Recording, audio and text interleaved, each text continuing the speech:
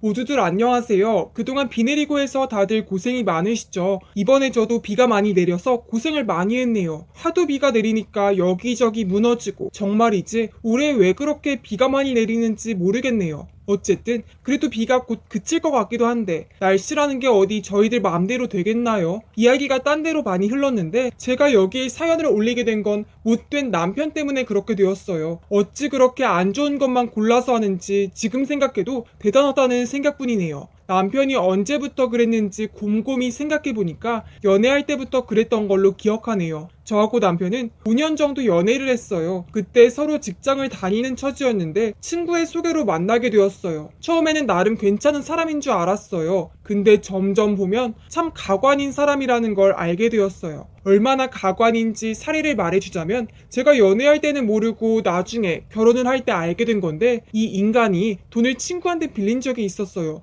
뭐 자기 그동안 뭐 때문에 그랬는지는 기억은 안 나고 아무튼 돈 쓸 일이 많고 그래서 빌렸다고 하는데 나중에 결국 갚지 않아서 고소를 당했다고 하더라고요. 그때 저한테는 어디 집에 일이 있다고 한동안 절 보지도 못했는데 그때 동안 재판 다니고 변호사 만나고 그러느라 바쁜 거였어요. 물론 변호사 비용은 시부모님이 다 대주셨어요. 어찌되었든 남편은 친구와 합의를 해서 겨우 마무리가 되었지만 이후로 시부모님한테 미운털을 제대로 박혔어요. 그래서일까요? 그 하도 재판 다니고 그럴 때 저와 남편이 시부모님한테 인사를 드렸고 한동안 시부모님한테 방문하면서 저한테 하는 소리가 이랬어요. 차라리 네가 내 자식이면 좋겠네. 하여튼 내 아들이지만 어찌 이리 그러는지. 처음에는 그저 절 기운나게 하려고 하는 말인 줄 알았는데 그간 사정들을 나중에 들으니 그럴 만도 했다고 생각을 했어요. 그 뒤로도 남편의 사건 사고는 끊이지 않게 되었어요. 남편이 어떤 사고를 일으켰는지 보면 평상시에는 얌전하고 조용한데 술만 마시면 막 소리 지르고 행패 부리는 사람이 있잖아요. 그게 저희 남편이에요. 그때 저하고 같이 술을 마시고 있었는데 저한테 잘 보이려고 했는지 잘 모르겠는데 술을 너무 과하게 마시더라고요. 저는 그래서 너무 마셔서 그러는데 괜찮냐고 하니까 자기는 괜찮다고 하는데 상태는 누가 봐도 취했거든요. 그때 한 젊은 사람이 그냥 옆에 지나갔었어요. 다시 한번 말하지만 어디에 부딪히지 않았고 그냥 옆으로 지나갔어요. 딱히 문제되는 게 없었어요. 근데도 남편이 갑자기 그 사람한테 시비를 걸더니 멱살을 잡고 난리를 치지 뭐예요. 사유는 나이 어린 놈이 건방지게 군다는 게 다예요. 이게 무슨 말도 안 되는 소리인지 막 뭐라 하실 텐데 저도 그건 궁금하네요. 대체 그 사람이 무슨 잘못이 있을까요? 그때 그 사람도 당황해서 왜 이러냐고 막 그랬고요. 결국은 경찰한테 끌려가서 한동안 조사를 받고 그러고 난리도 아니었어요. 또 다른 사건이 더 있는데 이건 더 황당하네요. 그때가 하필 상견례 끝나고 난 뒤였어요. 부모님과 시부모님 모두가 행복하게 마무리되고 서로 집으로 갈 때였는데 갑자기 남편이 한 직원하고 실랑이를 벌이다가 뺨을 때린 거예요.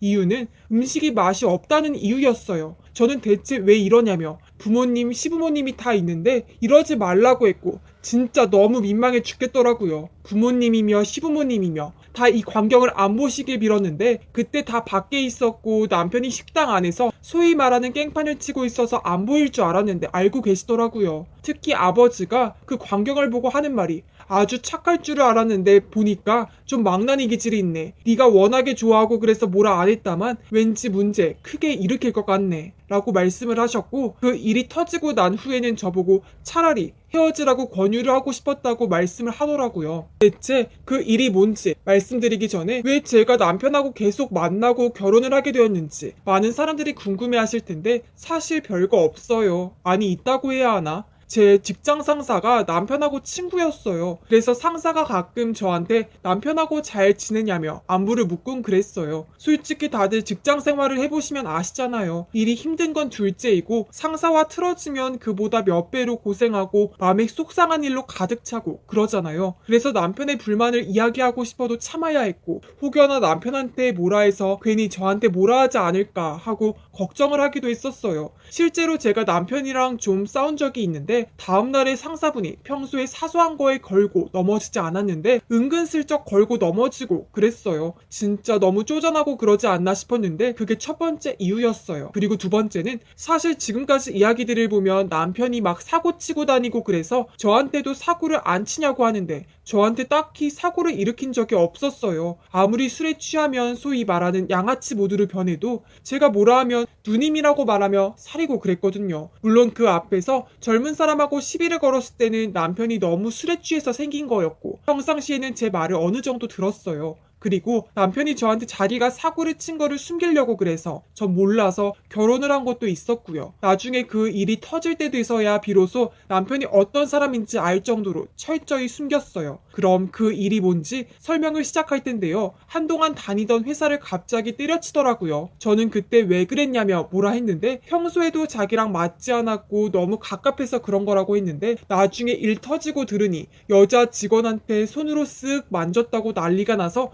잦은 사퇴를 한 거라고 하더라고요. 그땐 전 몰라서 아무리 그래도 잘 다니다가 왜 이러냐며 말했어요. 남편은 그동안 사업을 구상한 게 있다고 하면서 난데없이 사업 계획서 같은 걸 보여주더라고요. 전 뭔 소리인지 몰랐지만 왠지 안 된다는 느낌이 팍 들었어요. 뭐 무슨 식당을 운영한다는데 남편이 무슨 요리를 할 줄 아는 게 없거든요. 여기에 그치지 않고 시부모님, 부모님한테 돈 좀 달라며 이리저리 자기가 할 사업을 설명해드렸는데 전부 쿠사리를 먹었어요. 이유는 시부모님은 하도 남편이 사고를 쳐서 신뢰를 잃어서이고 부모님은 상견례 때 모습을 알고 있고 행동거지가 영 그렇다며 좀 안 좋게 보고 있었는데 사업 계획서를 꼼꼼하게 살펴본 아버지가 남편한테 던지며 그게 사업이냐며 어디 만만하게 구는 거냐며 역정을 내며 돈을 안 준다고 하더라고요. 솔직히 그랬던 게 구체적으로 어떻게 할 건지 명확하지 않았거든요. 어쨌든 남편은 빚을 끌어들이며 무리하게 식당을 차렸고 장사를 시작했는데 솔직히 말해서 잘 될 일이 있을까요? 처음 몇 달 동안은 그래도 인산인해였는데 나중에는 손님이 줄기 시작하더라고요. 그래도 나름 노력하고 다시 일어서려는 게 있어서 그래도 어느 정도 손님을 확보하고 그랬는데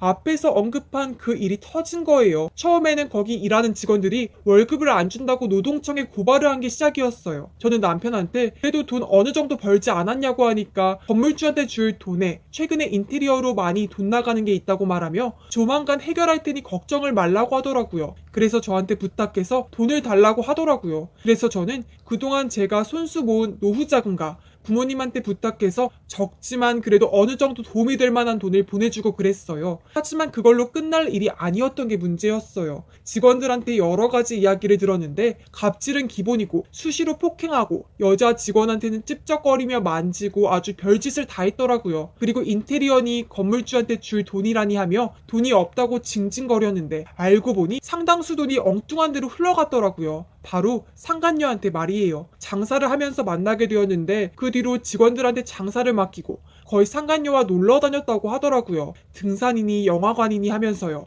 그래도 나름 숨긴다고 선글라스를 끼고 다니고 그래서 다들 잘 모르고 있더라고요. 직원들이 이야기를 계속하는데 툭하면 여행 가고 그랬다는데 제가 그래도 나름 돈 관리를 하는데 저한테 그런 게 들키지 않았는데 이놈이 장사해서 번 돈 일부를 빼돌려서 그걸 여행 경비로 썼더라고요. 그리고 남편이 아주 호구인 게 모든 걸 다 상간녀를 위한답시고 돈을 내고 난리더라고요. 심지어 모텔비도 다 내고 연애 때 그렇게 안 했는데 남의 여자한테 잘해주는 남편을 보니 참 한심했어요. 그리고 모텔 간 시간도 장사하는 시간대였더라고요. 아주 그냥 생으로 난리들을 피우시고 참 너무 열이 받네요. 제가 가끔 가게에 가는데 그걸 파악해서 미리 가 있거나 어디 재료 구한다고 말하고 그랬는데 그게 다 거짓말이었다고 하니 시부모님도 기가 막혀서 어디 007 찍냐고 말할 정도였어요. 전 그거 듣고 화가 났었어요. 내 노후 자금과 부모님의 돈이 전부 그녀한테 돌아갔다는 사실을 알게 되었어요. 여태까지 명품 백이니 하며 각종 선물을 해주었더라고요. 저한테는 제대로도 안 해줬던 사람이 말이에요. 결국 저는 돈 달라며 고소를 하며 이혼까지 진행을 했어요. 남편은 이 소식을 듣고는 미안하다며 사과를 했지만 도를 너무 넘은 남편한테 베풀 자비가 없었어요. 소송을 진행하면서 시부모님이 그래도 봐달라고 말했지만 전 거절을 했어요. 아무리 그래도 네 남편인데 좀 봐줘라. 시어머니 시어머니가 애틋하게 말했지만 저는 무시를 했고